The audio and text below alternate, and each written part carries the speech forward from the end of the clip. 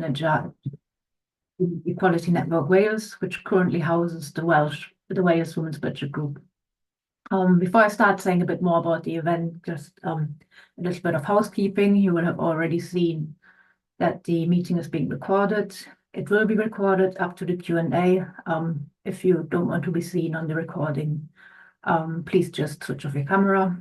And can I also please ask that everybody stays muted until the Q&A, where you will have an opportunity to ask our amazing speakers questions on their contributions. So the 4 women's budget groups have organized this assembly in anticipation of the UK government's child poverty strategy, which is set to be announced in spring 2025. As I'm sure you're aware, the 2024 general election, after this election, the new Prime Minister established a ministerial child poverty task force that was designed to oversee the development and implementation of this new child poverty strategy. And the aim of the strategy is to improve children's lives by addressing the root causes of poverty in the long term. However, as we all know, child poverty doesn't happen in a vacuum. Children are dependent on their family income for their well-being and standard of living. And as we will hear today, child poverty is inextricably linked to gender inequality and the unequal position of women in the UK. And therefore cannot be solved without tackling these inequalities. Women's organization and campaigners have repeatedly drawn attention to the links between women's and children's poverty, calling for gender-responsive policies to tackle these issues. However, the gender nature is not often at the forefront of the policy actions and discussions that we see around addressing child poverty. So the purpose of today's meeting is therefore to highlight this gender nature and the action needed to address it in order to lift mothers and their children out of poverty. While the renewed policy focus on child poverty is somewhat recent at the UK, it has been a key policy area within the devolved administrations of Scotland, Wales, and Northern Ireland over the past few years. Today is therefore also an opportunity to share learnings from different approaches taken in the different nations to address child poverty, assessing how effective these measures have been in tackling child poverty and in addressing its gender nature. So to do this, I'm really excited to announce that we will first have a presentation from Dr. Sarah Rees, the Deputy Director and Head of Research and Policy at the UK Women's Budget Group, which will highlight the links between women's and children's poverty, as well as some key policy actions needed to address both. We will then hear from a cross-nation panel of experts from England, Wales, Scotland, and Northern Ireland, who will discuss each nation's approach to tackling child poverty from a devolved perspective. The assembly will conclude with a 20-minute Q&A, during which you will have the opportunity to ask our speakers any questions you might have, either by raising your hand or popping your question into the chat box. If you have any burning questions during the presentations, please write them in the chat or direct message any of our Women's Budget Group coordinators who are on the call. The assembly will be recorded, as I mentioned, up until the Q&A. So please let us know if you have any issues or questions about that. Without further ado, I'm going to then introduce our first speaker. I'm very pleased to welcome Dr. Sarah Rees. Sarah joined the Women's Budget Group in 2017 and worked on various projects, including research on female poverty, funding for the women's sector, affordable housing, economic circumstances of migrant women in the UK, the impact of COVID-19, and the impact of the cost of living crisis. And I'm sure that this goes on a lot further. Sarah is currently coordinating the Women's Budget Group's work on the local data project, on a feminist Green New Deal, and the impact of the cost of living crisis on women. Sarah also has a PhD in politics from the University of Sheffield. So please, Sarah, can I invite you to share your presentation with us? Thank you very much for the introduction, Jessica. So yes, my name is Sarah Rees. I'm the Deputy Director and Head of Research and Policy at the Women's Budget Group. I have to say that our director, Dr. Marianne Stevenson, sends her apologies. She's really sad not to be able to be here with us today. She had some clashes with other meetings. Yes, I'm here to present our work and our research on the links between children and women's poverty. I have some slides that I'm going to share now. Hopefully that has worked. So to start, just a very brief introduction about who we are. So we are the UK Women's Budget Group, and so we are a feminist economics think tank. We do research on a UK-wide basis on the impact of economic policy on women and men and different groups of women and men, and we try to act as a link between academia, the women's voluntary sector, and also other progressive economic think tanks.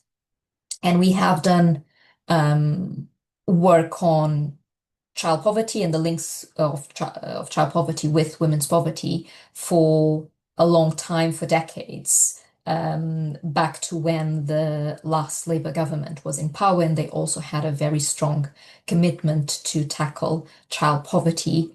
And we, in light of this government's renewed commitment to tackle child poverty, we have updated some of that work, and that is what I'm going to focus on today. So let's start with why child poverty matters. Well, it matters first and foremost because the well-being of children matter. It matters that we have children who are being impacted, who are having their well-being, their health, their nutrition, their development, their education curtailed, restricted, because they are growing up in poverty. So there are the individual costs to the children that go through poverty, both in the immediate impacts and also the longer term effects of growing up in poverty. It is particularly damaging for someone to experience poverty in the early years of their life.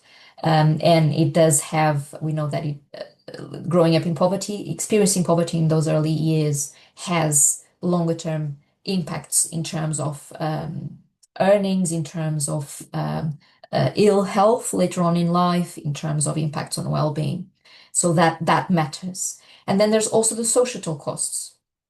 And it's the Child Poverty Action Group has estimated that child poverty costs the UK economy 35 billion per year, and this is this includes additional public spending in public services to mitigate or to deal with the costs of poverty, but also it includes the loss of tax, so loss of economic output from the people who have grown up in poverty and therefore have not reached their full potential in terms of earnings, in terms of career, in terms of their ability to be productive, economically productive members of society.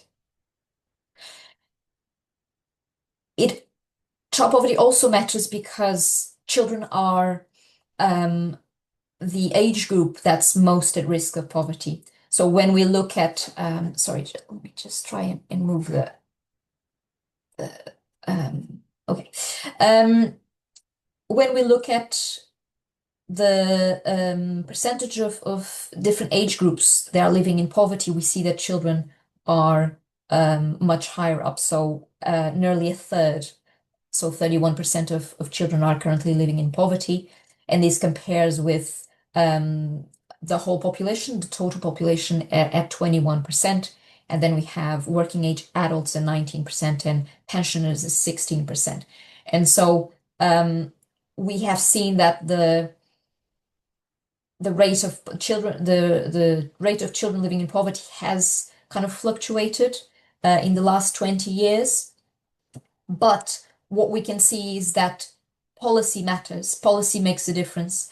And whenever there's been, consistent decreases in child poverty, it has been due to concerted efforts to improve children's lives, to improve social security targeted to families, to children, and that has made a difference. So, for instance, just to pick an example, that dip that we see here, the recent dip in 2020, 2021, was due to the uplift in the UC, in Universal Credit, that the government introduced during COVID-19 to shield people from, and in particular families from the worst effects of the pandemic. And we saw an immediate reduction in people living in poverty, particularly children. And then when that uplift was removed, child poverty started to creep back up again. But that 31% of children living in poverty also masks some very different risks that some groups or children in some groups face. So when it comes to disability, for instance, there is a higher risk for children who live in a household where someone is disabled, and then in a household where no one is disabled. So that risk of poverty increases.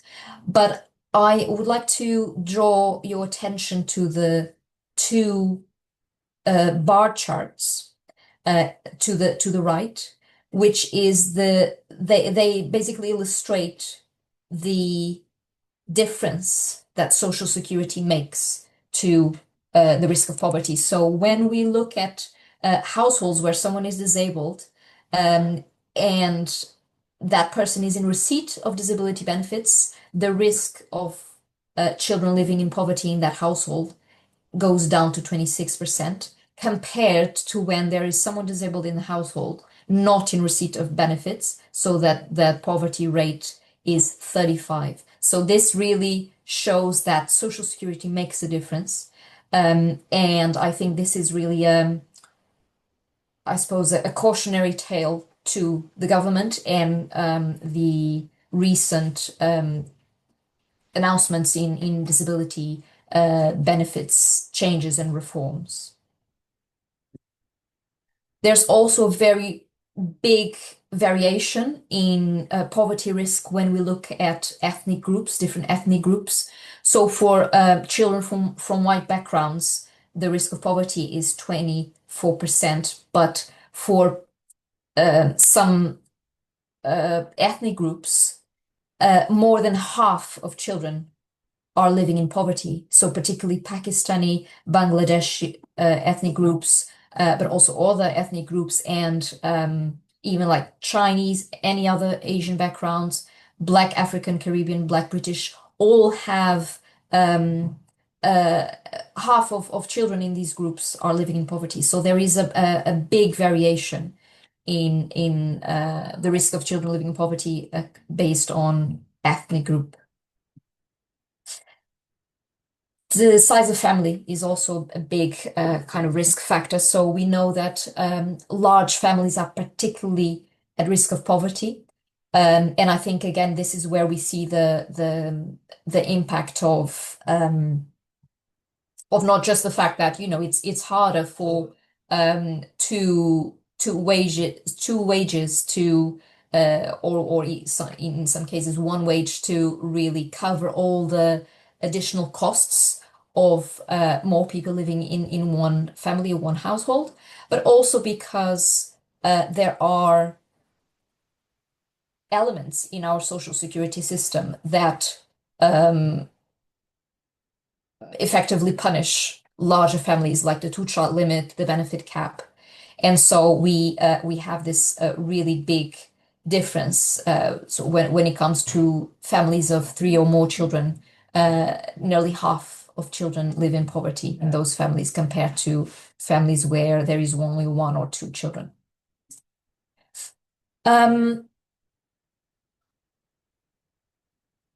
So now on the links between women and children's poverty, they are particularly linked for 2 reasons. So, well, first of all, children are not poor by themselves because children usually don't have incomes, and so they are obviously dependent on their parents' incomes.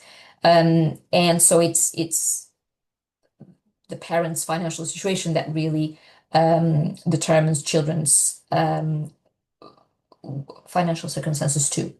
But they are particularly linked, children's financial circumstances are particularly linked to women's. And this is for two reasons. One, because the spending choices of women are usually more aligned with children's needs. So mothers' choices are usually more aligned with children's needs.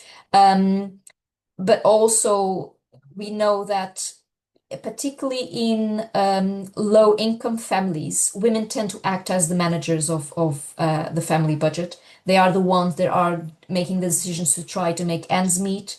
They also tend to act as the shock absorbers of poverty, meaning that they tend to go without heating or food or other essentials to try and shield their families, try to shield their children from the worst impacts of poverty. And this is something that we have seen happen, particularly now with the cost of living crisis, since inflation really spiked in the post-COVID economy. And so we see, and so that's why children's financial circumstances are particularly linked to women's. And then also because there is a significant number of children who are living in single parent households, which are for the vast majority mothers. And again, it is obvious that a household that only contains one adult will have it harder in terms of covering the costs of living of that family. And also it is harder to combine childcare, child rearing with just with paid work. So single parent families are particularly at risk of poverty as well. So nearly half of children in single parent families live in poverty, and a third of all children that are living in poverty live in single parent families. So how do we fix poverty? Well, we look at the income side of the equation and also the cost side. So the government can intervene in the incomes, and it can intervene in the costs. And the government's Child Poverty Task Force is fortunately looking at both. And for the rest of the presentation, I will also look at both sides of the equation. So on the income side, there's also kind of two pathways of intervention. One is on jobs, so trying to maximize parents and particularly mothers' earnings. And this is important because we know that paid work does protect people from poverty, and women's earnings are particularly important. So here, when we look at the percentage of children who are living in poverty by the family work status, so we can see that full-time work and particularly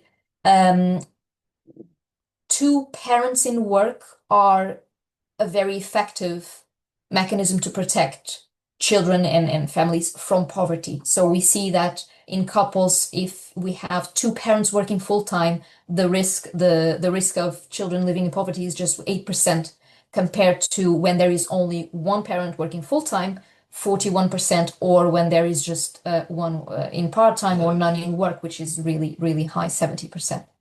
Same with single parents. So when we have a single parent working full-time, the risk of children living in poverty is 19% compared to when the parent is not in work, for instance, which is 60%.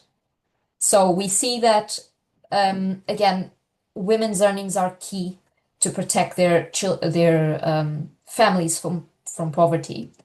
And so how can the government try to maximize or support women to maximize their earnings? Well, we need to really offer support with combining paid work and childcare. And so and that is through our childcare system, our early years education and childcare system, and it needs to be more affordable than it is at the moment, and it needs to be high quality as well because parents, mothers worry about the quality of childcare, and also because it is the best way of improving children's outcomes as well, and obviously protecting their well-being.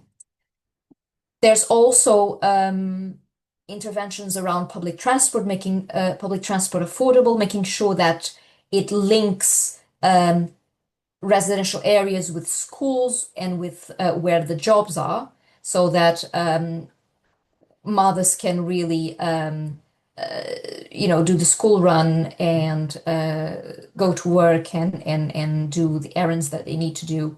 And so there's an important planning thinking that needs to go behind designing good public transport links that support mothers' jobs.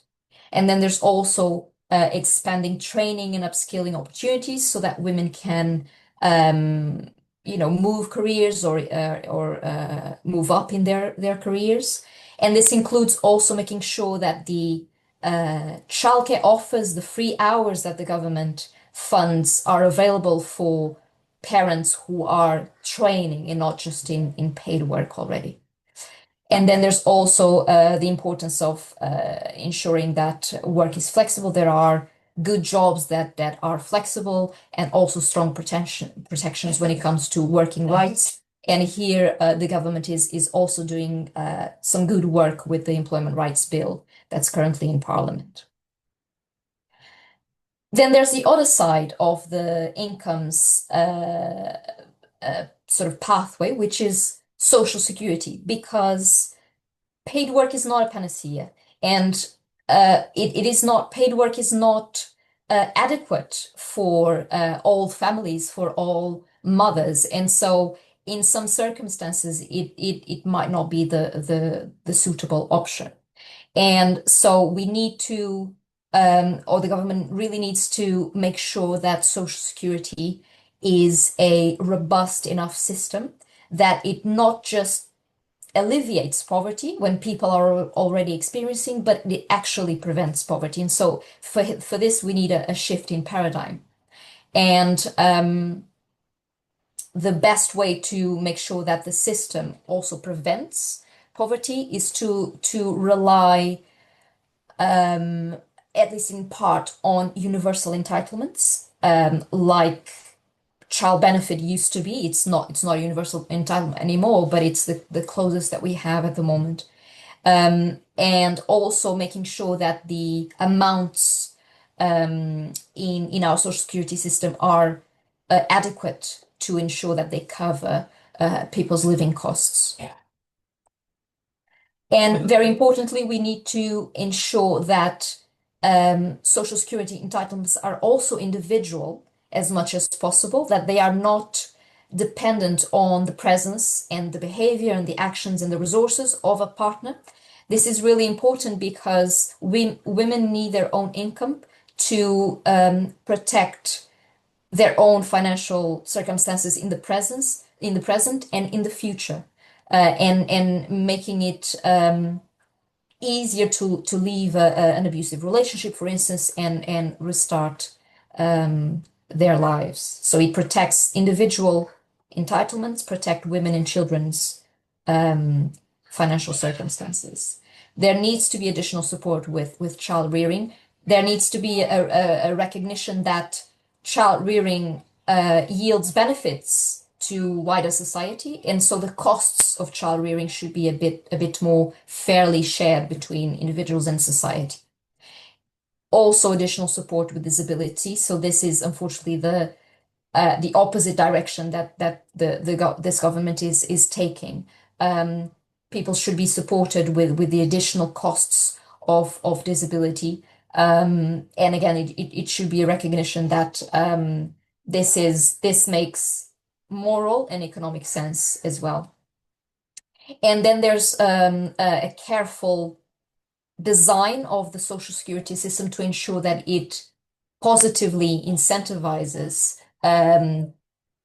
people into paid jobs when it is adequate and when it is suitable, and that it doesn't rely on sanctions, it doesn't rely on punishments.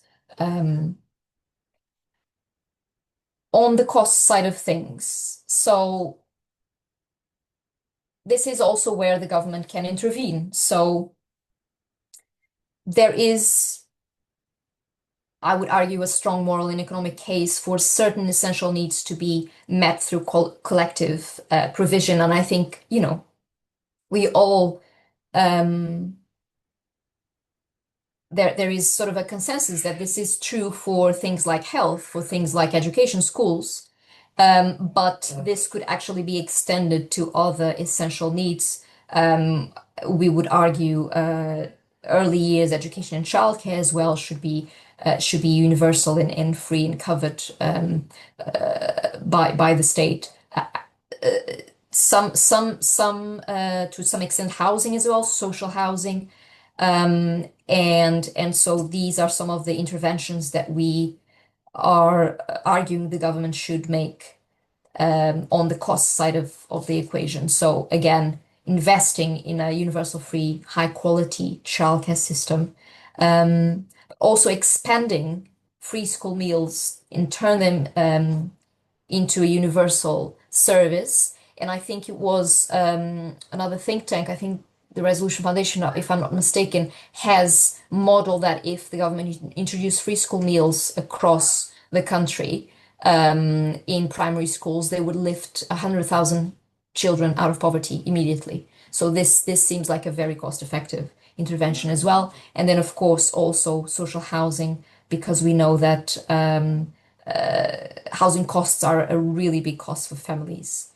And also, very importantly, making sure that our third sector, the voluntary organizations that provide support to families in terms of, dealing with debt, mitigating the impact of poverty, supporting people into employment and all of that, that these services are really properly funded so that they can act as they should, as support to families living in poverty. So I will stop here.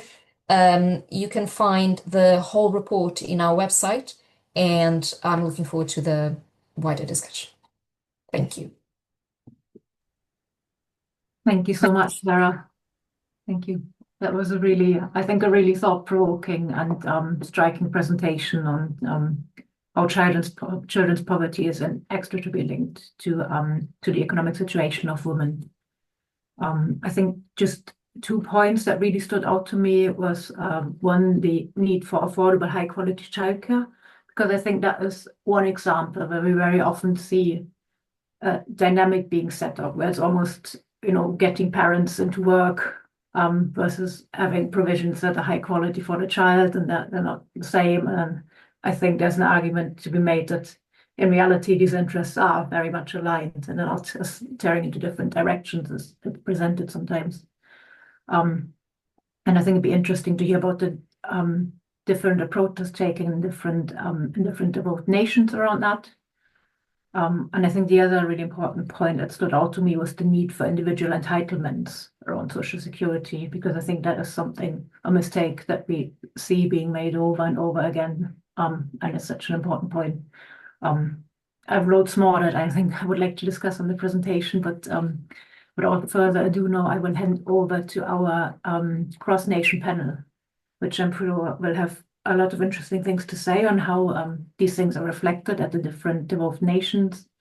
And just to remind everyone, our panel will reflect on the actions taken by each of the devolved governments to tackle child poverty and to highlight what, if any, gendered actions have been taken with regard to this issue to ensure the gender nature and relation between women's poverty and children's poverty is addressed in that work. So I'm going to start with our first panelist, which is Anna Ritchie-Allen. Anna is the Executive Director of Close the Gap, Scotland's policy advocacy organisation working on women's labour market participation. She participates in a range of strategic working groups related to women and work and is co-chair of the First Minister's National Advisory Council on Women and Girls.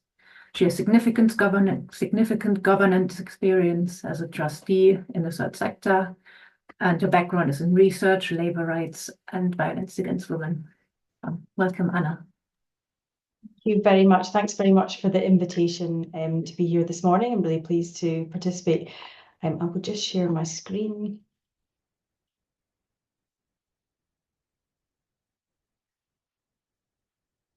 Can everyone see that okay? Yeah, great. Okay, so I'm happy to be here today to talk a little bit about the Scottish context, which child poverty has been quite high on the agenda in recent years for reasons which I will discuss in a minute. If you're not familiar with Close the Gap, we're Scotland's policy advocacy organisation working on women's labour market equality. And we do a broad range of work with policymakers, employers and unions, and try to influence, enable the types of action that are going to tackle the causes of the gender pay gap. So in Scotland, we have the Child Poverty Scotland Act 2017, which created statutory targets for the Scottish Government to reduce child poverty by 2030. Now, there are a series of different targets based on different indicators of poverty. The principal one that's most commonly used is on relative poverty, and the target for that is that by 2030, less than 10% of children living in Scotland will be experiencing poverty. So, as you would imagine, this has been a really strong driver for action, and particularly so as we approach 2030. The Act also requires local councils and NHS boards to work together to produce annual local child poverty action reports to report on the actions they've been taking and how they are contributing towards a reduction in child poverty. The political context is very important here. We are on our third First Minister in the last 3 years, I think. So our current First Minister has set out 4 missions. So eradicating child poverty is one of the 4 missions set out by the current First Minister, John Swinney. He's designated it his biggest priority, and actually even before he had mentioned that, it had been established as a cross-governmental priority in Scotland. Part of this framing is around tackling those families that are identified as being at the greatest risk of poverty. And Scottish Government has set out 6 priority family groups. And there's quite a lot of similarity. I mean, obviously there's the causes and the impacts of poverty of what Sarah has been speaking about are very similar in Scotland. So in Scotland, the priority groups are lone parents, families with lone parents, families with a disabled member, families with 3 or more children, so larger families, minority ethnic families, families where the youngest child is less than 1, and families with young mothers, so younger than 25. But I suppose one of the first issues that we come up against at Close the Gap is we want to know where is the gender analysis in these child poverty groups, because as has already been pointed out, children do not exist in isolation from any adults, and I think it's difficult to overstate the link between children and their mothers, and so that link between women's poverty and children's poverty is absolutely crucial. And we have been, I think, critical of the lack of gender analysis in implementing actions based on these priority groups, which has been somewhat problematic. But as we can see, we know that more than 90% of lone parents are women. Women are more likely to be disabled. Disabled women are more likely to be underemployed and unemployed. Minority ethnic women are less likely to be unemployed and also more likely to be economically inactive. Young mothers also tend to be lone parents. And of course, the intersections between being a lone parent, being a young mother, and experiencing domestic abuse is important to bear in mind as well. There's also, once you start looking at the intersections between these different priority groups, that's an important lens to have as well, because once you start looking at the number of lone parent families where children are also represented in these other priority groups, then that kind of underscores the need for thinking about the way that different intersections impact children and women.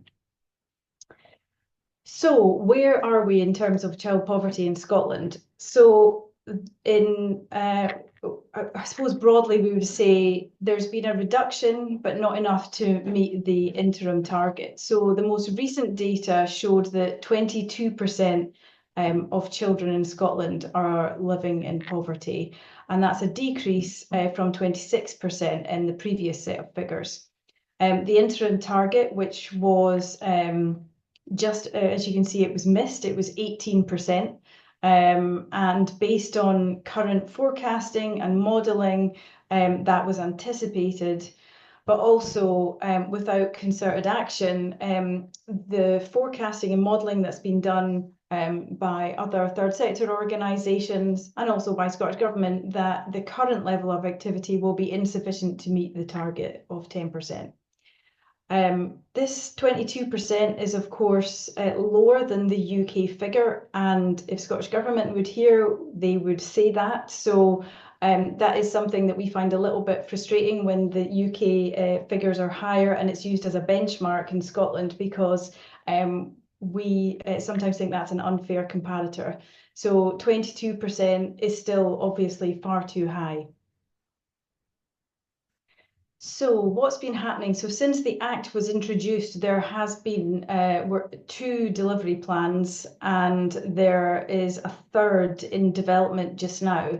So the first child poverty delivery plan over this period, I think we would say, and other women's organisations who've been involved in this, we would say that there was a fairly decent gender analysis in there, because the plan explicitly recognised that women's poverty and child poverty are inextricably interlinked.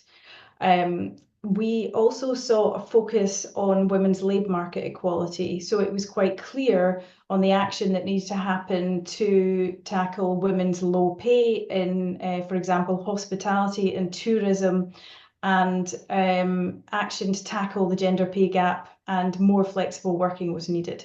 So as a result of that, we've seen the extension of the real living wage through Living Wage Scotland, who do the accreditation process, the extension of that in low-paid sectors, which women disproportionately benefit from because they are the majority of low-paid workers.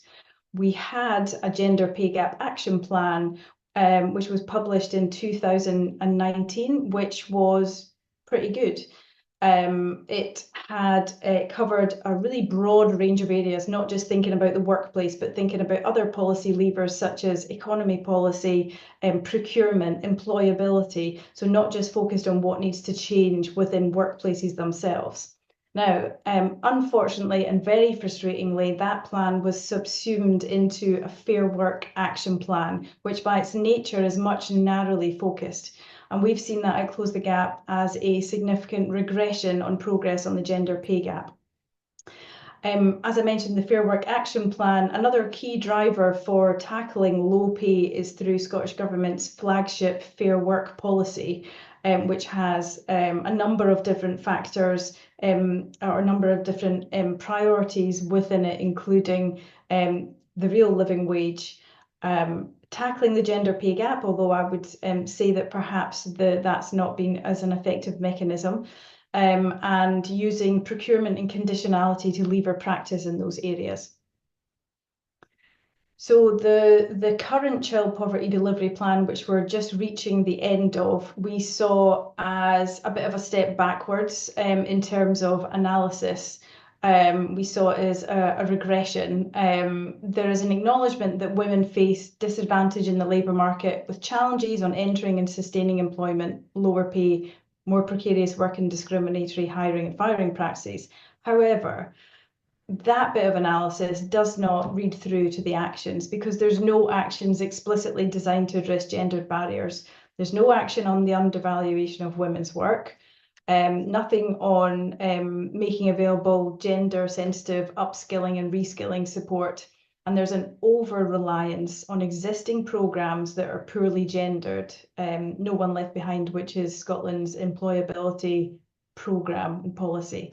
And I think what was particularly concerning was that good work had been done within Scottish Government from the analysts to really look at exactly what some of the intersectional data and gender disaggregated data there. And there was a real lack of read across from that work into the actions that ended up in the delivery plan. So where some of the actions now, obviously this is just a very few examples, and I would say I've kind of preferenced the ones that relate most closely to Close the Gap's work. There's obviously a lot more that have been included within these delivery plans. As I mentioned, there's been a big focus on employability support, which has been redesigned as a policy and delivery, maybe not so much delivery and implementation, No One Left Behind, which is intended to be person-centered. So I suppose says quite a lot of the right things, but actually once you look on the ground, it's very much business as usual. And I think the increasing use of person-centered approaches can have a little bit of an effect of undermining an analysis of the structural inequalities that women face in increasing access to work. Childcare has also been a big focus in Scotland. We've had the expansion of funded early learning and childcare to 1140 hours per year. More recently, we've seen childcare early adopter community pilots, which are co-designed with parents, and we've seen a school-aged childcare framework.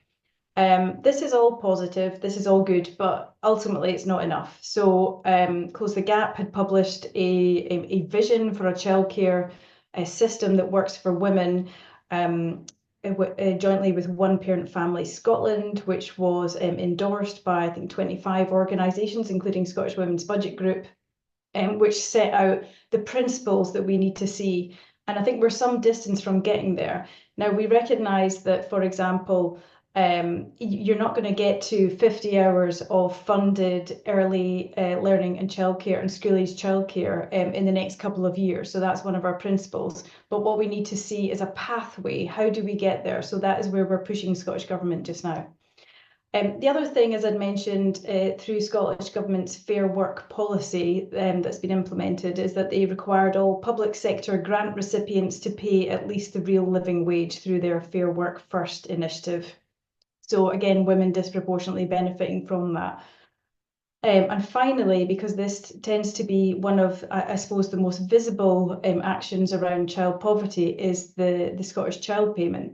So Scotland has some powers over social security, but it's actually quite a small proportion within the wider social security system. So Scottish Government, following advocacy from anti-poverty organisations, has introduced a Scottish Child Payment, which is for those people who are in receipt of universal credit. It was initially introduced as a £10 per week in benefit in 2021. It's now up to £25 per week. And this has been a really important measure in terms of having impact in the short term. So the data shows that this has had an impact, and anti-poverty organisations continue to advocate that this needs to go to £40 a week if targets have any chance of being met. Also on social security, Scottish Government has announced that it will mitigated the benefit cap, and it's committed to mitigating the impact of the 2-child limit, which is obviously sits within the gift of UK Government, as has already been mentioned. So I'm not going to go through all of these, but to give you a bit of a sense of the types of actions that Close the Gap calls for in terms of gendered actions, because I think we haven't seen enough focus, nearly enough focus on the causes of women's poverty and women's low pay. And quite central to that is around the need to build that intersectional gender competence in policymakers. We see that as absolutely fundamental to everything, I suppose, that we do when we're engaging with policymakers. We need to see gender competent employability support that is designed to meet the needs of disabled women, women who are single parents, racially minoritized women. And we just don't see that at all now, although there does seem to be a bit more political interest in looking at employability support in a more targeted way. Similar, and I think this was also something that was already mentioned by Sarah, which is around upskilling and reskilling. So we know that there are jobs being created in green sectors and that we need more green skills, but there's no mechanisms to help women acquire those skills. We also agree on I suppose, the need for childcare to be seen as vital social infrastructure. So we want to see childcare and social care designated growth sectors in Scotland's economic strategy. And I think also within economic policy is we really need to have that primary prevention of violence against women centred as an analysis, because I think the links between violence against women and poverty and domestic abuse in particular are not at all well understood by policymakers. As we always quite often talk about around, we need to see the undervaluation of women's work. It keeps women in poverty, it maintains occupational segregation, and it really limits opportunities and life chances for women and for some men as well. Childcare I've already mentioned. We've been advocating for some time for there to be gender pay gap action plans for public sector employers in Scotland. Public sector employers have been reporting on their pay gap for more than a decade now in Scotland, but what we've seen is a diminished focus on the causes of the pay gap, and actually much less focus at the expense of a broader homogenised equality and human rights approach. We would also like to see more real living wage coverage, but really targeted action that will look at where work is particularly low paid and precarious. So looking at social care and hospitality, for example. On social care, we support calls from the Fair Work Commission and from trade unions to implement sectoral collective bargaining in social care. That's absolutely essential for a sector that is so chronically undervalued with really poor terms and conditions often. Similarly, we've got a long-standing call about paying early learning and childcare workers the real living wage, but then also setting a more ambitious target in the future. Going back to the Child Poverty Act, local authorities and NH boards have got quite a really clear role in terms of policy and delivery, but actually we see the same problems there in that there's a real lack of gendered approaches. So we want the Scottish Government to require local authorities and NHS boards to take that gendered approach and really actually think about what targeted action they can design to tackle women's poverty. And the four actions along the bottom are not, we work with sister organisations in Scotland and most recently I've worked with Engender, Scotland's Feminist Policy Advocacy Organisation and Scottish Women's Aid. So we've worked together to do a joint response on a call for evidence for the next delivery plan. And I just wanted to highlight a few of the asks from there which we support. One is around targeted support for women experiencing domestic abuse. So there's a fund to leave that Scottish Government has introduced after working with Scottish Women's Aid. We want to see that being made permanent. So giving financial support for women to leave abusive partners. Again, on the mitigation of the 2-child limit, we need to see a gender and a domestic abuse competent mechanism to make that happen. And that goes back as well to split payments and how absolutely essential they are to women's economic independence. For disabled women particularly, we need to see non-residential social care charges abolished. And that is something that Scottish Government committed to quite a while ago and has not done. And then finally, for unpaid carers, we support calls for the real living wage for unpaid carers through the Scottish Carer Supplement. So I'll just finish on some of the opportunities and challenges in Scotland. We've not got a shortage of political will, I think. It's really high up the agenda. I think the targets are a big driver of that. So in some ways that presents a new problem. So it's not just trying to get it on the agenda, it's trying to translate that into action.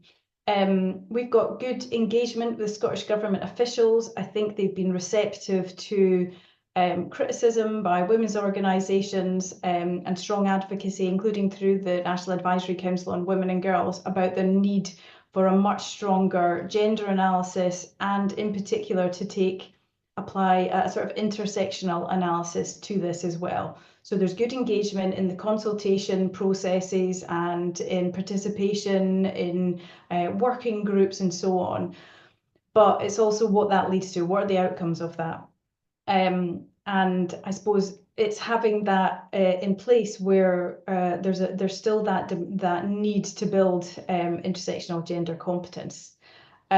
We are not blind to the financial context, especially because it's cited all the time for the reason that Scottish Government can't do things. But we also think that needs to be caveated, that the financial context is a problem, but there's also political choices that are made about where funding goes and which policies are designed. And the final point I would say, I suppose, an opportunity and a challenge with the UK Government Child Poverty Strategy, which I think has kind of already been mentioned by Sarah already.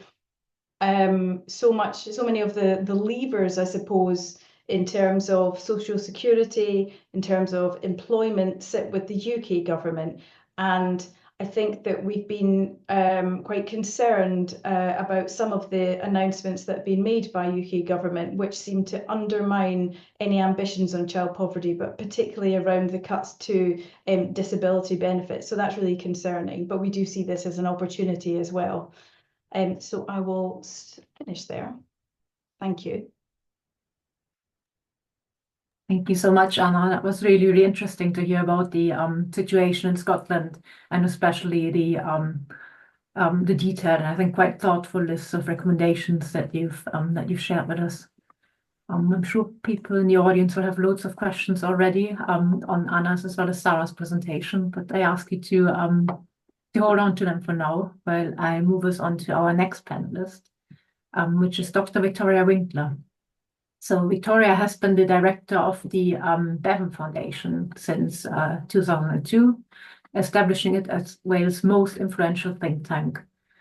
And in that role, she has been progress on policy developments in many areas, including wider eligibility of free school meals. We've heard about the importance of that in Sarah's presentation earlier, streamlining devolved grants and allowances into a single system, and boosting emergency cash funds for people in crisis. Victoria previously held roles in local government and academia and has been a board member of several organizations. Victoria, over to you. Thank you very much indeed for that kind introduction. I'm just going to share my screen. There we are. Let me get the slideshow going as well. So I'm going to talk about the position in Wales. I'm going to try to avoid some of the replicating some of the previous sessions, but just very briefly have a look at the position in Wales and then go on to look at what's being done about it.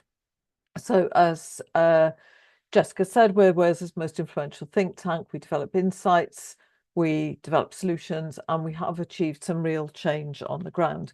Our main areas at work at the moment are access to justice, poverty, and housing, particularly homelessness. Poverty in Wales today, we have a real problem in Wales, as other parts of the UK, 31% of all children. So nothing like as low as in Scotland, but actually not as bad as in some parts of England. If we look at trends in poverty over the last 20 years or so, there's been no change in the proportion of children, but a surprising downward trend in the proportion of single women and single working age women, and indeed lone parents. I mean, really big numbers there. So we're not quite sure what's going on with that, but it is something to explore. And certainly child poverty, from its already high level of 31%, it's forecast to rise by the end of the decade to 34% by 2029. For what it's worth, I think we'll probably exceed that, since the figure is already on 31%.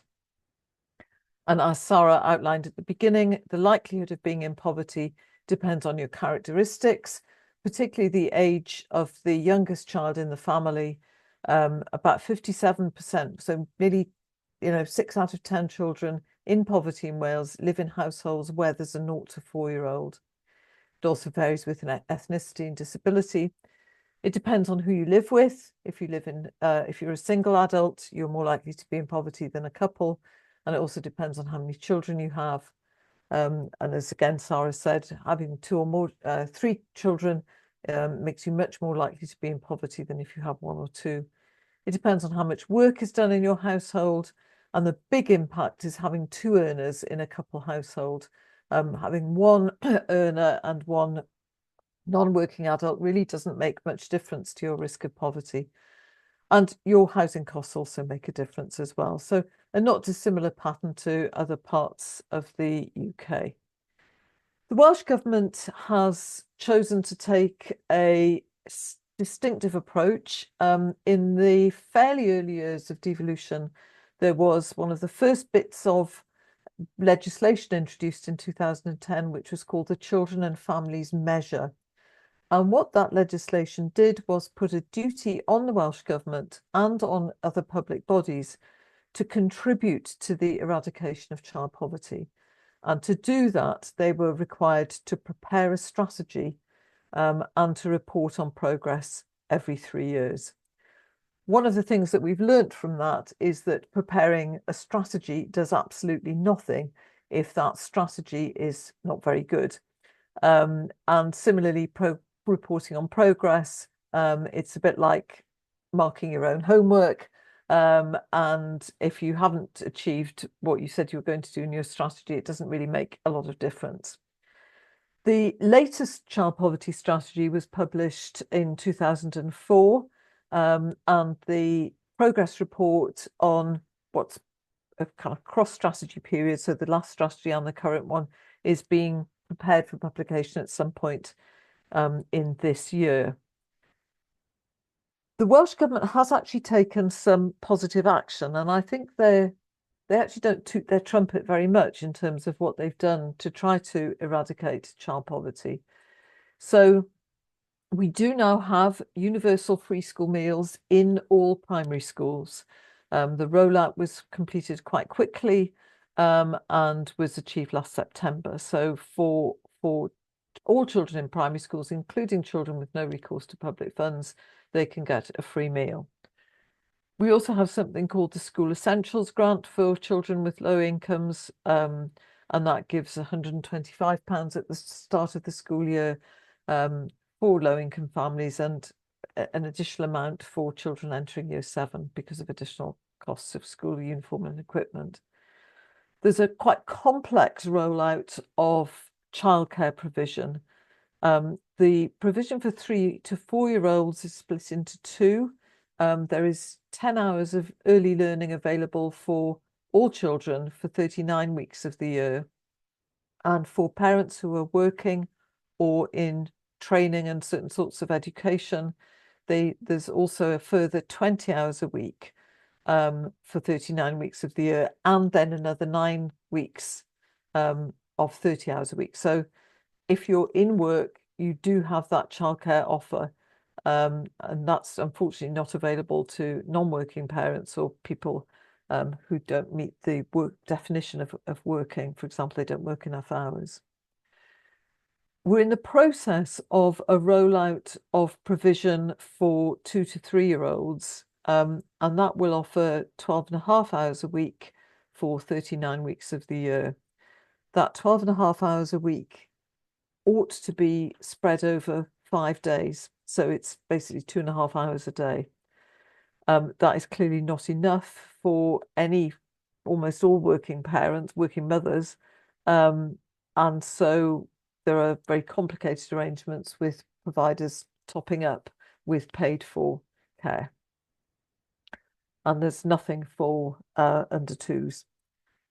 We've also had the increase in the value and the thresholds of the educational maintenance allowance, which is something that's been retained in Wales, and that now offers young learners from low-income households £40 a week.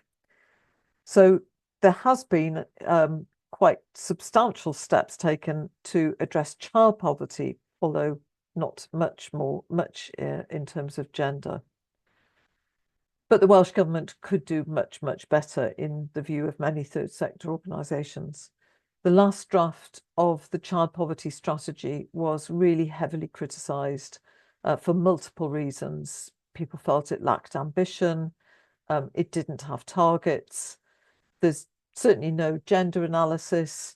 In fact, the analysis overall is not particularly strong, and as in Scotland, the actions don't necessarily directly relate back to the analysis that there is. And as with many strategy documents of this kind, it was an account of what is currently being done or has been done, rather than new action that the government plans to take. So there's an element of it feeling a bit like a tick box exercise, and it also certainly isn't a tool for guiding future action, and is very difficult to hold Welsh Government to account for delivery. One of the key criticisms that the Bevan Foundation has had is that it's a one-size-fits-all approach, and because children are treated as a homogenous group, and because there's not a link with the makeup of their families, there are lots and lots of gaps in terms of actions. And the three that we've identified are action for 0 to 4-year-olds. Almost all the measures that I outlined on the earlier slide are for school-age children. There's nothing for families with a 0 to 4-year-old. There's very limited provision for children with no recourse to public funds. Unlike England, children with no recourse to public funds are reliant on the discretion of local authorities as to whether they can get a free school meal, and very often the discretion is not to provide it. And there's no gender analysis, so very little action to help women into employment. The Bevan Foundation is currently working with several child poverty groups to develop some quite detailed recommendations, which we hope will be taken into account by whoever forms the next Welsh Government, and we've also fed into the UK child poverty task group work. There are some actions that the UK Government needs to take, at risk of being like a stuck record. Ending the 2-child limit and lifting the benefit cap would make a huge difference, and we need to keep on saying that. One of the issues that's rarely discussed is the level of statutory maternity pay, which our analysis showed was a key factor in poverty, particularly amongst families with an under 1. And also there are a substantial number of women who are not even eligible for statutory maternity pay because of their employment conditions. And those who get maternity allowance actually get their maternity allowance netted off their universal credit payment, which pushes them into quite deep poverty. And we think the UK Government could help by increasing the value of Healthy Start vouchers, which go to pregnant women and mothers of young children, to help with costs of healthy food. The Welsh Government could do more, and in particular needs to do more around that period of when families have a 0 to 4-year-old. We're exploring the potential of a baby grant. We really like what's being done in Scotland and think that can ease the pressure of having a newborn. We urgently want the Welsh Government to complete the rollout of its offer of childcare for 2-year-olds, and to make plans to extend provision of childcare to be available from 9 months, and for more hours to be available as well, and for much more to be done to support return to work after maternity leave or after a period out of the workforce for whatever reason.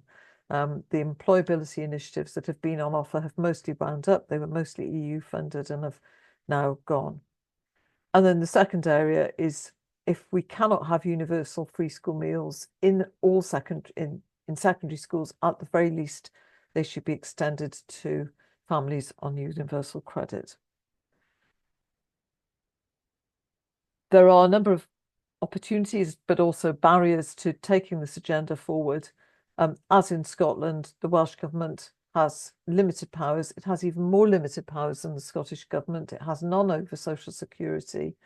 And it also has significant constraints on its budget. And we're not unsympathetic to that, although we would also repeat the point that made about Scotland, that at the end of the day, these are political choices that are being made to fund railways rather than childcare, for example.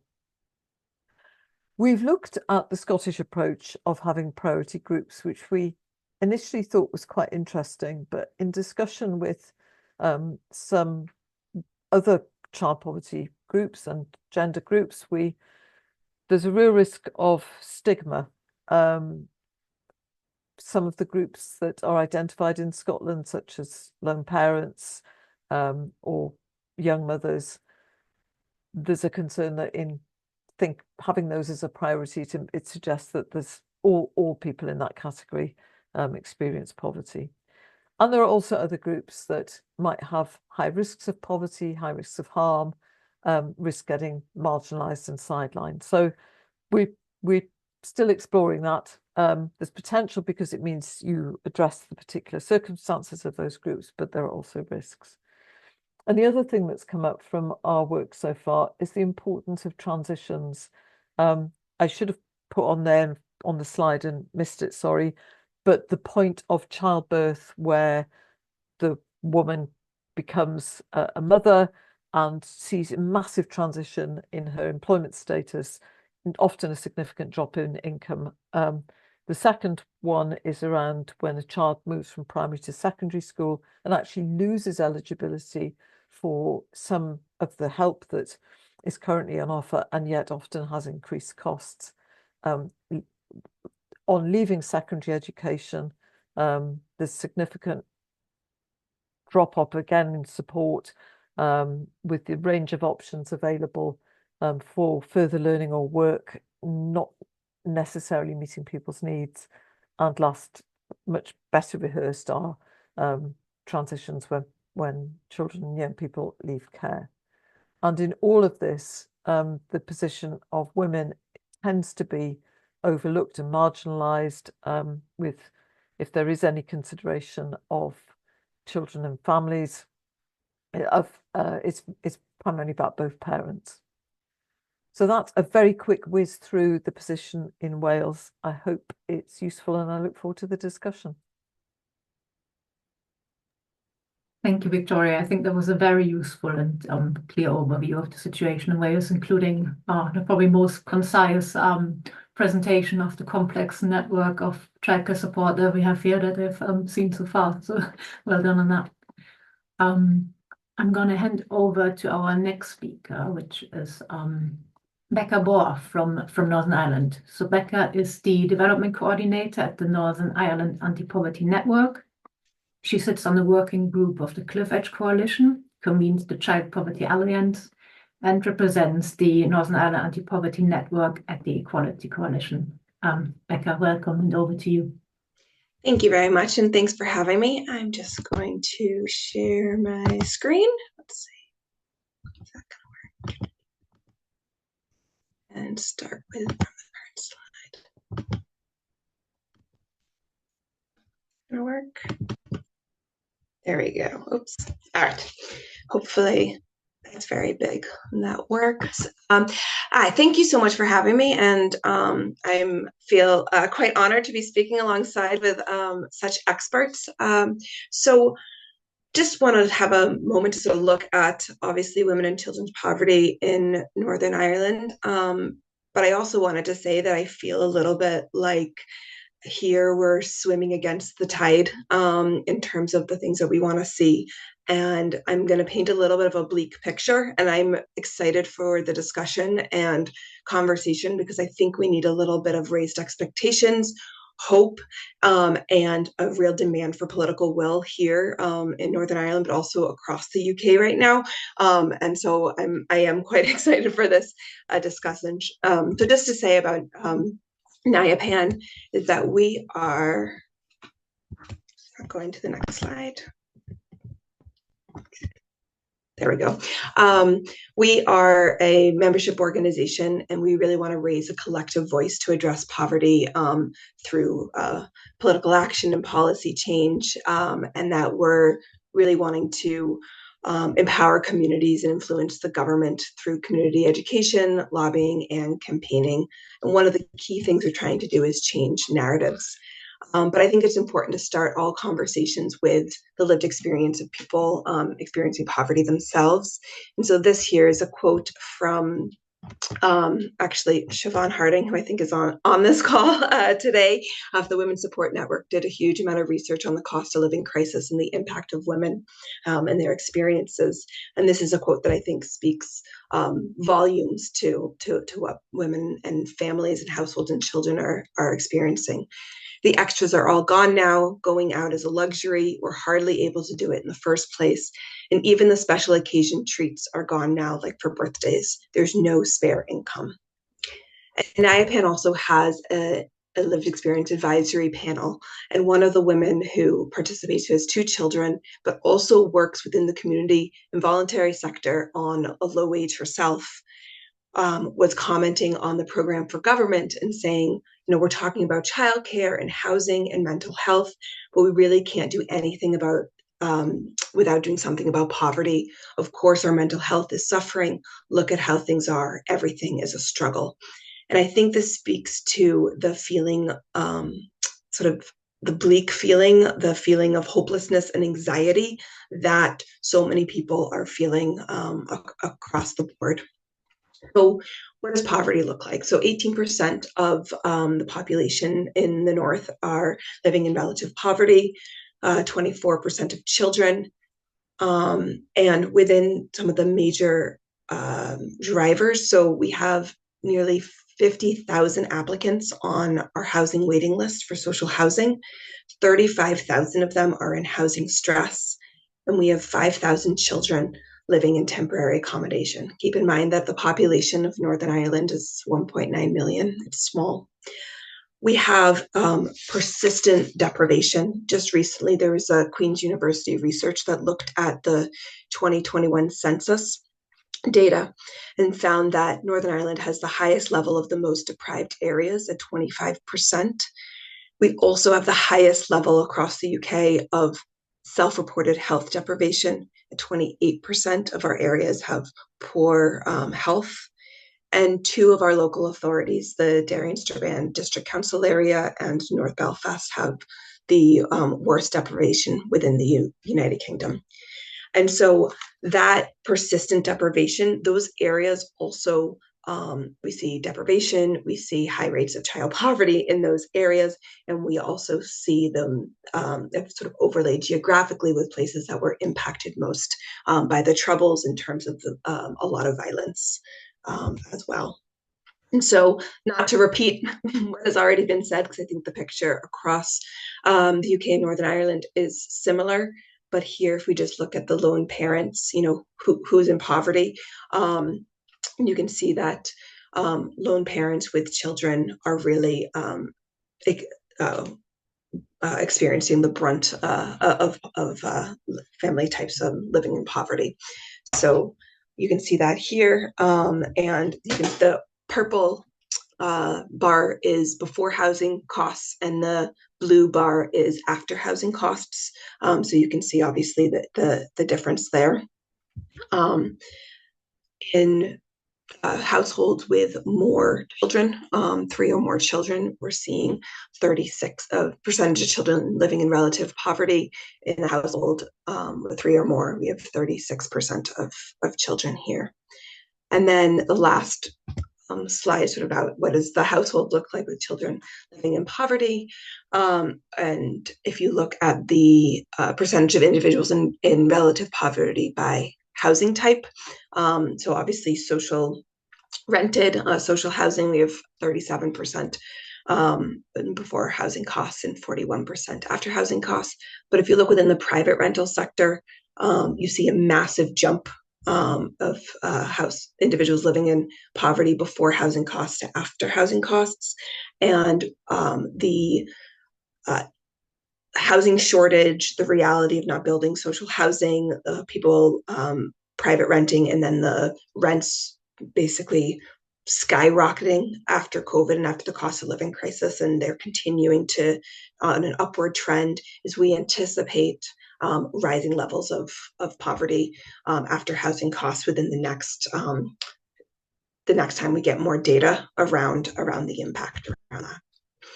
So it's really a bleak picture, and I'm hearing about the political will in Scotland is great. I feel like we're in the context of talking about an anti-poverty child poverty strategy, in the UK, yet at the same time, the proposals, the green papers around the cuts to disability benefit, it just feels like we really are moving rapidly in the wrong direction. And here in Northern Ireland, there's a lot of waiting, a lot of strategies that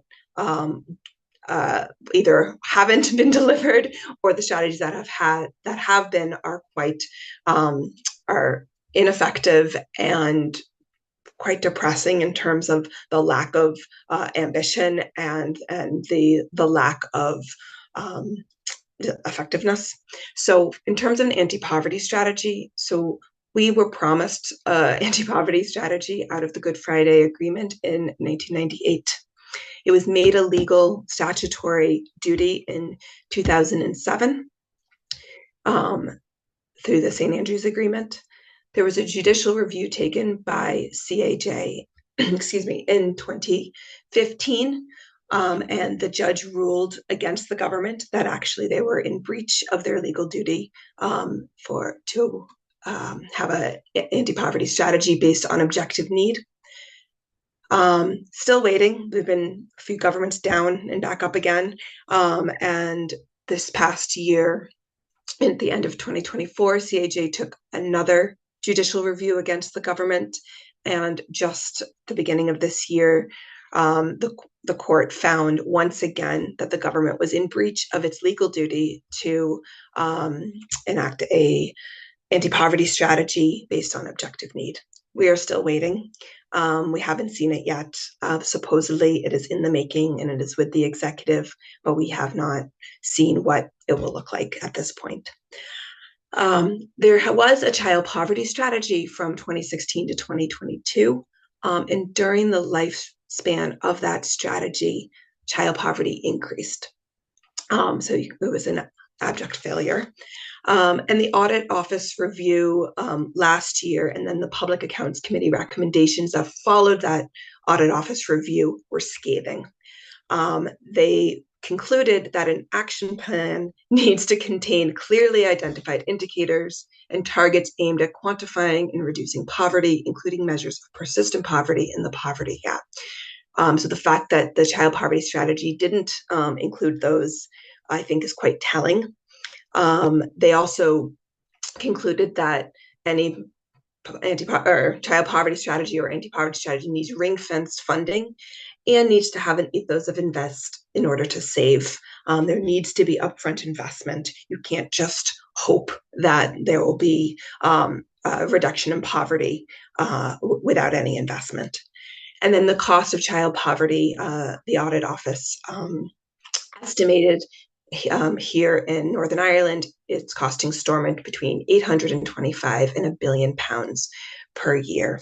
So currently, the child poverty strategy is it's over, but it's supposed to be subsumed within the larger anti-poverty strategy that we're waiting for. And so hopefully we'll see some of the indicators and targets that we've been arguing for within the child poverty strategy to be reflected in the overarching anti-poverty strategy, but we haven't seen it. And so I feel like we've been talking about something that we haven't seen, and so we don't really know what's in it. And I think that we talked in the last few presentations talking about income and how making work pay and how important that is. There are real barriers here in Northern Ireland. Sorry. One, we have a low-wage economy. There aren't enough jobs across the north. In Northern Ireland, there are 79 jobs for every 100 people of working age, and that's compared to 86 jobs per 100 in Britain. West of the band, so in the western part of the region, which is historically more deprived, less developed, and has significantly less infrastructure and investment, there's only 65 jobs per 100 people of working age. The median earnings of full-time workers in Northern Ireland is £34,400 a year, whereas in the UK it's £37,400 a year. It used to be that the cost of housing was significantly lower, that is no longer the case. The last 3 years has seen a massive increase of rents, of house prices, and so housing costs are quite significant. In terms of low wages, wage work, in 2023, the proportion of employee jobs with hourly earnings that were less than the real living wage for employee jobs for men was 13% of their jobs were less than the real living wage, but 18% for women. And it's the highest in Northern Ireland, throughout the UK and Northern Ireland. But we're really seeing it in part-time work. And so we know obviously part-time work is quite gendered due to caring responsibilities and all the rest. But 29% of jobs that are part-time pay less than the real living wage in Northern Ireland, compared to only 10% of full-time work. And so this is the context. And then in the north, we don't have a childcare strategy yet. It is a priority of the government, but we haven't actually seen it happen. We don't have the 30 hours in England. We don't have so that Barnard Consequential that came over here has not been. It has not been used for childcare, and so there's a real massive issue both around the cost of childcare, the lack of good quality childcare, which is so important for early childhood development, but also we don't even have the provision to upscale it quickly. And so I think some of the barriers and some of the difficulties across the UK and Northern Ireland in trying to deliver childcare, we're going to see acutely here where there isn't even the infrastructure for that. And actually, private childcare there are multiple childcare provision creches and things like that who are closing because they can't sustain it, and the prices are going up. It's like £240 a week in a lot of places, £250 a week per child, which is completely unaffordable for most families. And then just to say, obviously, children in poverty, two-thirds of them are in a house where so at least one person is working. I'm glad that someone earlier was talking about, I think it was Sarah at the beginning was talking about transport, because I think that's really, really key. Here in Northern Ireland, there is not the subsidy of transport that we see in other parts of the UK. We're a more rural region in terms of the higher percentage of people who are living rurally. And also we have a much worse transport infrastructure. And so for a lot of people, it doesn't pay to actually get to work. And we hear also a lot of parents saying that they struggle with the cost of getting their children to school. So in 2022, just to give some figures, in Northern Ireland, the subsidy from the state was 193 quid a year per person in terms of a transport subsidy. Wales was paying 299 quid per person, whereas England and Scotland was at 465 pounds per person in terms of the annual subsidy per for transport. It is a massive problem here, and there's actually I'm based in the West in Derry, and there is only one train that will get you to Belfast in time for a 9 o'clock job start, and the train takes 2 hours and 20 minutes to get to Belfast. So the reality of the inability to actually get to work is, and that's city to city, not a rural area. There, in terms of cutting services and all of that, is really difficult here. And then just to say that we have high rates of people who are not employed currently within the labor market, or the economically inactive, people who are working very hard, often doing other things, or not able to be in the paid labor market. But in Northern Ireland, that's 26%. And so the proposed cuts around disability payments are going to be devastating, particularly in the context of generational trauma, in the context of high levels of ill mental health. So the barriers to making work pay are real, and that they need to be addressed as part of any kind of anti-poverty strategy that is looking at bringing children out of poverty as well. And then just to say that our public services, and this is are sort of beyond breaking point. So I mentioned the housing waiting lists. The housing scarcity is a massive problem, and although it is a priority of government to build, it is not funded. And so the house building is down year on, but not only that, but our water and sewage infrastructure for expanding housing, whether it's social housing, which desperately needs to be built, or private housing, is so retrograde that a lot of housing developments can't get hooked up to the water and sewage infrastructure. And so we have a really tenuous and breaking public infrastructure that needs a massive amount of investment. Our NHS waiting lists are the highest across these islands, and mental health in particular here is, I think, something that we talk a lot about, but also we're moving in the wrong direction because of the links between poverty and ill mental health. For the child and adolescent mental health services, for CAMHS, there are 1,990 children on the waiting list as of December. 1,026 of them have been waiting over 9 weeks, many of whom are in acute need, who need to be seen immediately. The self-harm and suicide ideation for under 19-year-olds here in Northern Ireland has increased 76% over the last few years. And so I think what we're seeing is really a ticking time bomb in terms of our young people and their mental health, their physical health, and the long-term impacts that poverty, despair, deprivation, persistent deprivation has on populations on sort of a social level as well.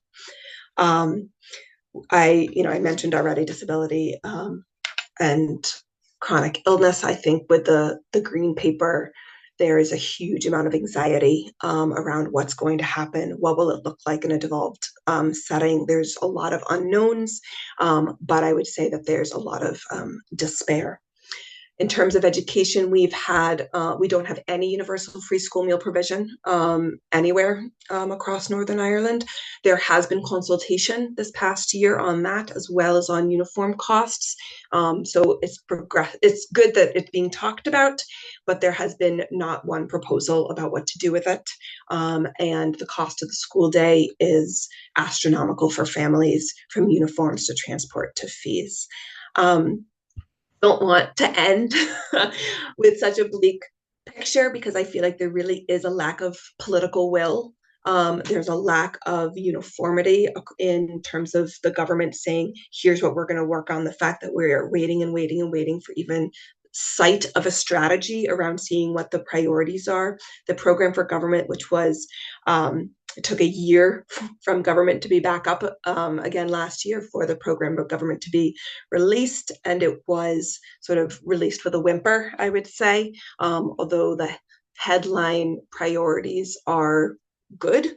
There wasn't enough, there are no targets, no clarity around how they're actually going to be met, and poverty was the elephant in the room. Poverty underpins it all, but it was hardly a mention in terms of the need for targeted ways in which poverty needs to be addressed. So silver linings. So here in Northern Ireland, we do have welfare mitigations. The bedroom tax is mitigated, the benefit cap was mitigated, and there were protections in the migration from DLA to PIP. And it has really worked to protect some of the most vulnerable. Those welfare mitigations were just extended to, they were supposed to be up this past financial year and were extended to the end of the current mandate of our government, which is excellent. And it is in no small part because of the relentless campaigning of the Cliff Edge Coalition, which are 100 organizations sort of across the North who have been campaigning around Social Security, not just in protecting what we have, but also in strengthening it. And the Cliff Edge Coalition's other asks are around, not to be a broken record here, it was said before, but end the 2-child limit, calling the UK government to do that, but to also have some mitigations around the 5-week wait for in universal credit. We know that people are going into debt, households are going into debt during those 5 weeks. And when they go into debt, climbing out of that debt becomes next to impossible. And we also have a particular danger here in Northern Ireland in terms of paramilitary lending and preying not just on people who are economically precarious, but also in particular women who might be precarious for a variety of reasons, including domestic abuse and others. And then also help within the private rental sector are the other main demands within the Cliff Edge Coalition. Stormont parties have already come out saying that they don't have money to mitigate the proposed cuts to disability benefits. And that was the first thing that was said with the Green Paper. But I think that it's important that we continue to say that these are all political choices. We do have a devolved administration. We do have the power to make radically different choices. And I'm really looking forward to some more of this conversation in order to pull the best out of the learnings from Scotland, England, and Wales in terms of what are some of the ways that we can sort of work together and sort of begin to raise the bar of our sites. Because I have to say, I think that there's a real frustration across Northern Ireland right now, where we could be excited about an anti-poverty strategy coming because there's no mood music that it's going to be positive, that it's going to have close to the targets that are needed in order to really address poverty here. So I don't want to be overly pessimistic, but if anyone wants to find out more information on NIAPAN, there's information there. So I'll leave it there. Thank you, Becca. Thank you so much for that overview, which I think was indeed a bleak picture, in large part, with some tentative but hopeful silver linings at the end. We are running a little bit behind the schedule, so I'm moving straight over to our next and final speaker, Alison Garnham, who has been a chief executive of the Child Poverty Action Group since September 2010. Prior to this, she was the CEO of Daycare Trust and also previously the director of policy at One Parent Families, which is now Gingerbread.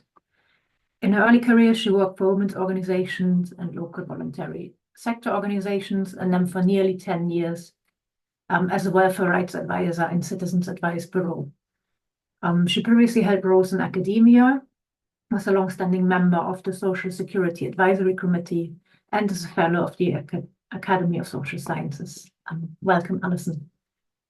Thank you, and thanks to all the other speakers. I haven't got any pictures, so unfortunately you'll have to listen to me. I just wanted to start by being a bit optimistic, actually. I mean, our top two objectives as a charity since the last child poverty strategy was abolished was to get a cross-government child poverty strategy and a review of universal credit, and we've got both of those. So it's a once-in-a-generation opportunity, and families can't wait.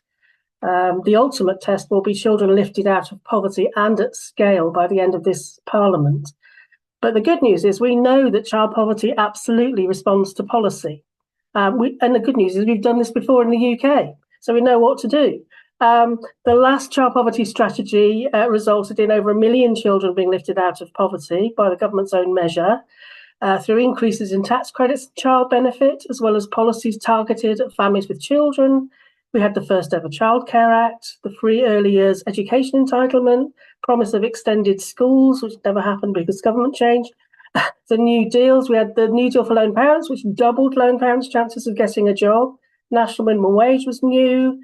Sure Start, educational maintenance allowances, and so on. We forget that all these were new at the time as part of that cross-government strategy. It makes me feel optimistic, but as others have pointed out, public services are now in a pretty awful state. There's a lot to do. And we're starting from a really bad place. Child poverty has risen by 900,000 since 2010 to a record 4.5 million, or 31% of children. That's 9 in every class of 30 in the UK. And poverty is deeper than ever before. So you've got 1 in 5 children in food insecure households now as a result. We've seen the sort of shameful growth of food banks. In our Cost of the School Day project, we work in schools talking to children, parents and teachers, and children arrive at school hungry, unable to concentrate, they feel less safe, they're more likely to be absent, to experience bullying, experience poor mental health, they can't afford the school equipment they need, they miss out on everyday experiences that make up childhood, like school trips, they return to cold homes, and none of this is inevitable. We've been living through a historic poverty-producing period. I mean, benefits rose by headline inflation only 5 times in the last 14 years. We saw 50 cuts and freezes to benefits after 2010, and we spend about 50 billion a year less on social security than we would have done without those cuts. So we don't need to look where the bodies are buried, we can see them in plain sight. We've been trying to talk to the government about the strategy and how it needs to start from a clear analysis of what child poverty is, that child poverty is a thing. And that gender issues are intrinsic to this understanding. Families with children are not just one of the groups of poor people, they're poor precisely because they're parents of children. They're less able to work, supply fewer hours of additional costs because of having children, and need more space. The costs of children and the time costs of caring are fundamental to understanding why child poverty exists and how it must be tackled. And policy must follow from that. Clearly, the role of women who still play the major caring role for children means policies that support women are also key to ending child poverty. We used to talk about the feminisation of poverty back in the day because of the domination of poor groups by older women, single parents, families with children. There was lots of writing about this in the 1980s and 90s. Not much since, but we don't seem to have moved very far away from this. This still seems to be the case. But we do know that there are countries where child poverty rates are routinely lower than they are here. And we need to learn from that. And the sorts of things we need to learn are that, you know, what they do is invest in adequate financial support for families, social security to meet increased costs and address work constraints, universal child benefits, adequate social security benefits, the right balance of work and care, as others have said, parental leaves, flexible working, childcare. We need to look at work quality and pay, so not just minimum wage, but also hours, job security, progression training and employment support, particularly for parents, and reducing cost pressures. So things like looking at free travel that we've had before, or we do have in parts of the UK actually, for children, reducing school costs, free school meals, cost of housing, utilities and home insulation. So we need to have a strategy that's right across government, that's national and local, as it was last time. But the key thing is they're going to have to invest in family incomes. This is going to be our big struggle, I fear. If you want to know what's going to help with economic growth, it's giving people money. You need to make it possible for families to live, work and spend in their local communities. It's no wonder with 50 billion being taken out of social security that's been sucked directly out of local communities, because poor families have to spend every penny. Better off people don't. So investment in social security is an investment in the people of this country. We know child poverty is policy responsive. And look what's just happened in Scotland because of investment in the Scottish Child Payment. Child poverty is down from 26 to 22%. More evidence if ever we needed it. And we need to pay attention also to why income is so important to children's outcomes. We know that family income bears a causal relationship with poor child outcomes. Poorer children have worse cognitive, social, emotional, behavioural and health outcomes, independently of any other factors correlated with child poverty, like household and parental circumstances. And the team that did all this work, led by Kitty Stewart at the LSE, concluded the most likely mediating factor is parental stress and anxiety. So what Sarah was saying earlier about women as shock absorbers is kind of, part of the evidence about why family income is so important. So work on the strategy has started in the UK, led by Bridget Phillipson and Liz Kendall. They produced a paper last October, Tackling Child Poverty, developing our strategy on 4 key themes, which was income, costs, financial resilience, and services, essentially. The good news is they were clear about what the poverty measure was going to be. 60% median income after housing costs. Sounds like an obvious thing, but it was not a done deal, particularly after the previous government refused to use any sensible indicator at all, if you remember. There will be a 4-nation approach. Local and regional authorities are being consulted. One of the things we've pushed for is consultation with families and children themselves, and that has been happening. We're part of something called Changing Realities, led by Ruth Patrick at York University. So we work with her on that, and we've organised meetings with members of the Child Poverty Unit, with ministers. I've even been to Downing Street. So that's been really positive, that the government has accepted that that's something that needs to happen. We ran roundtable sessions on income, citizens' advice on costs, IPPR on financial resilience, and Save the Children on services. So there's been good engagement and a bit of progress. To be fair, in the budget, there was the reduction in the amount that can be taken from universal credit for debt payments. There's public investment once again in health and education, money for SEN and breakfast clubs, and limits to branded uniform. Increase in the earnings limit for carers allowance was very welcome, and the extension of the household support fund. In the Children Wellbeing and Schools Bill, we support the plans for universal breakfast clubs and action on school uniforms, but of course a lot more is needed. I mean, ideally we want free school meals for all children and extended schools with after-school activities, holiday childcare, as was promised under the last strategy that never got delivered. And of course, we need universal high-quality childcare. A word in the government's favour is that they are adopting a universal approach through breakfast clubs and expanding the maintained sector through legislation, which we think is the right thing to do. People who know the childcare legislation will know that local authorities under the original Childcare Act were prevented from investing in the maintained sector, but now that's stopped. So that's really positive. The bitterly disappointing thing is that we're still having to make the case on the 2-child limit and the benefit cap. In our view, any strategy needs to start first with removing the cuts that are driving child poverty up. And then secondly, invest in the policies that will prevent and reduce child poverty.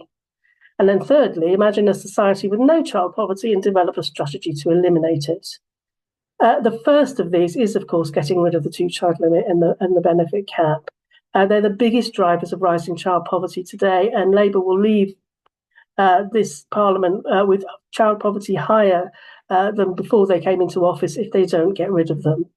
It would reduce the depth of poverty. Removing the two-child limit removes the depth of poverty.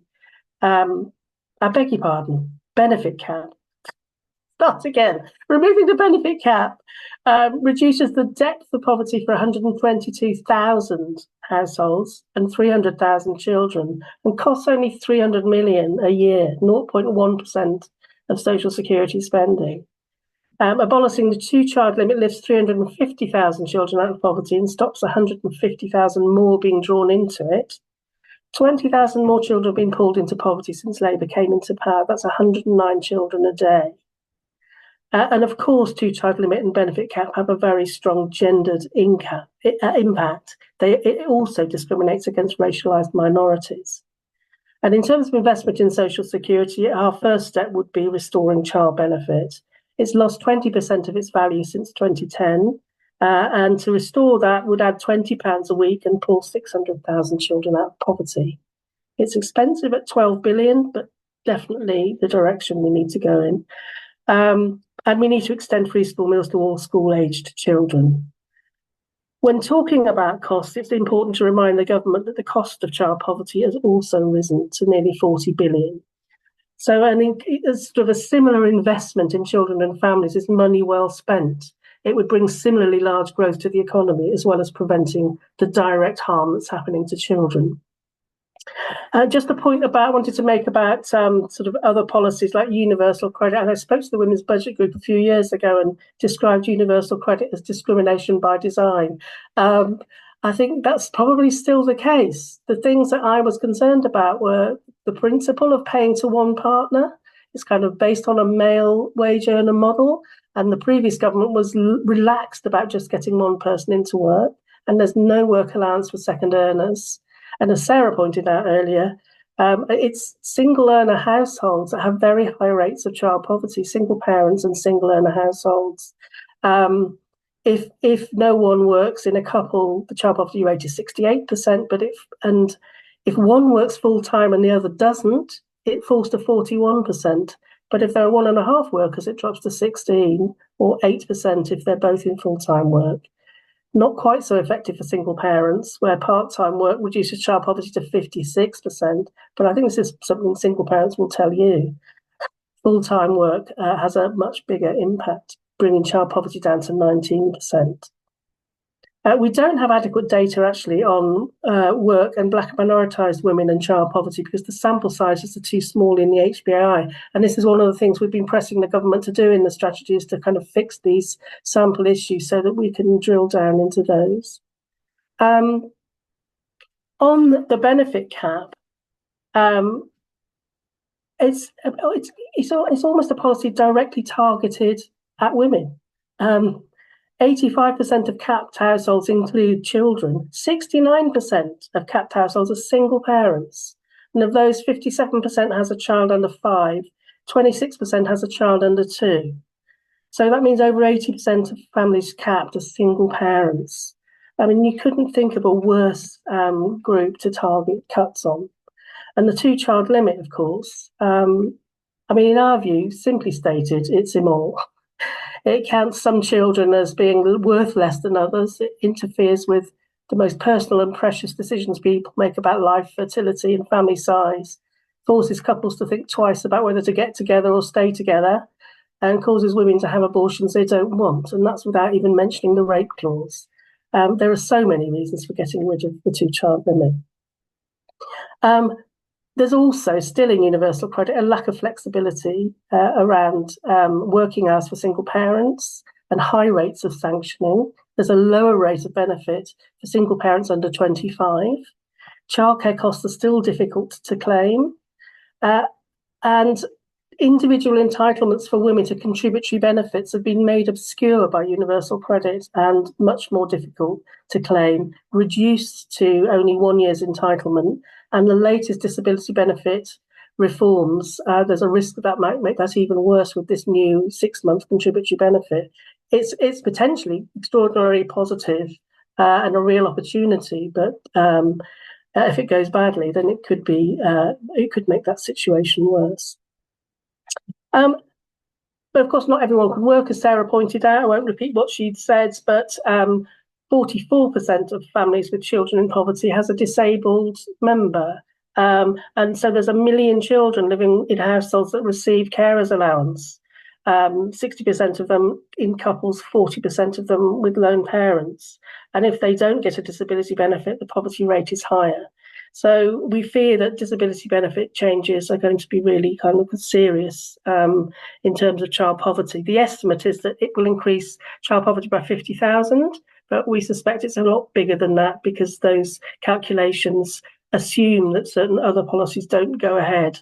So the impact of the policies alone isn't calculated. So also we need the strategy to address, of course, childcare, so quality, affordability, and of course extended schools. The biggest gaps in childcare are still for older children, parents working atypical hours, and children with disabilities. And it's still the case that childcare is worse quality in the most disadvantaged areas. So there's a lot more to do on that, which is another good reason for expanding the maintained sector. And everyone else has said about free school meals, so I won't repeat that here. So just finally, what we're pushing for is an ambitious suite of measures and targets like last time, and interim targets. Strategies without targets are ineffective, as others have already said. We want poverty eradication, not just reduction, but that will take longer. They need a focus on the groups most at risk, such as single parents, Black and minoritized communities, disabled children, homeless families, refugees, and needs to incorporate the UNCRC, in our view. So it needs to be a strategy that runs across all government departments, led from the top, with local child poverty strategies as before. I would say at the moment that our big focus is to emphasise the fact that we really need clear leadership from number 10 and 11, which we're not getting this time in the way that we did last time.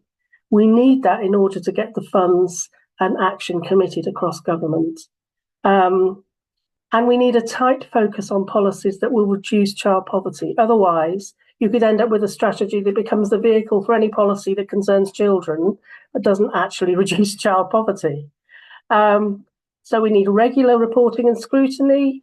We need external scrutiny. So in Scotland, there's we used to have the Child Poverty Commission, or in Scotland, there's the Scottish Poverty and Inequality Commission. We need something like that. But above all, we need leadership, targets, resources, and investment in social security. Thank you.